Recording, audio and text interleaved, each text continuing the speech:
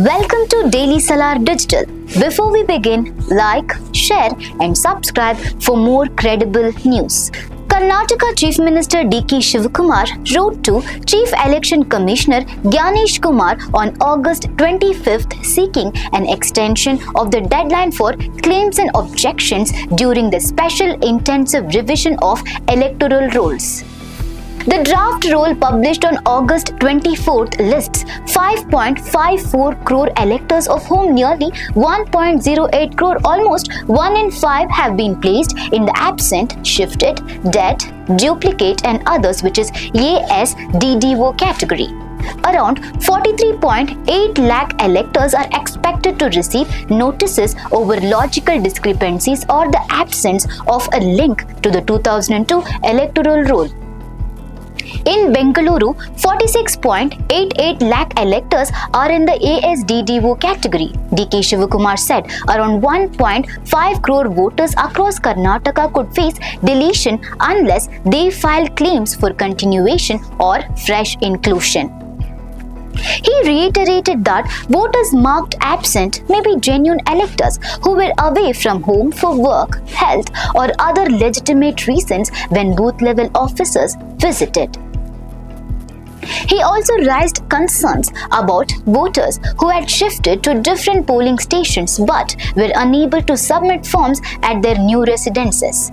In cities such as Bengaluru, even moving across the street can result in a change of polling station. Such voters may have to file Form 6, but those in the absent and shifted categories do not receive notices, unlike voters classified under logical discrepancy and unmapped. He asserted that this could particularly affect poorer and marginalized citizens who frequently move for work and may not readily have the documents required to establish their eligibility.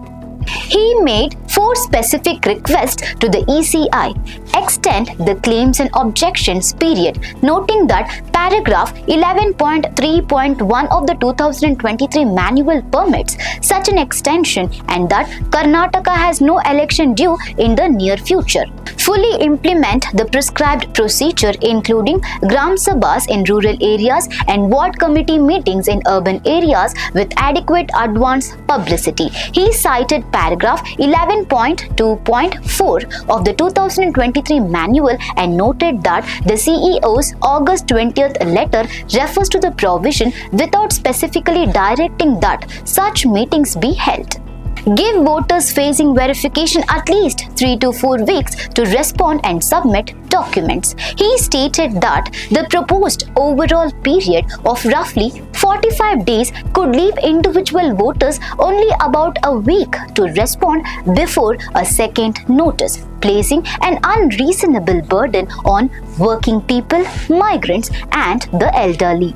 Increase the number of additional EROs and, wherever necessary, appoint additional DEOs, particularly in districts with high numbers of ASDDO and logical discrepancy cases, to prevent errors and unfair exclusions. He emphasized that the Election Commission has a dual responsibility to maintain accurate electoral rolls while ensuring that no genuine voter is excluded. He added that the government of Karnataka is ready to support the process by mobilizing the local administration for Gram Sabha and ward committee meetings, conducting widespread publicity and providing coordination and logistical assistance. He stressed that mobility should not result in disenfranchisement and said the final electoral roll must include every eligible citizen, remove every ineligible entry, and ensure that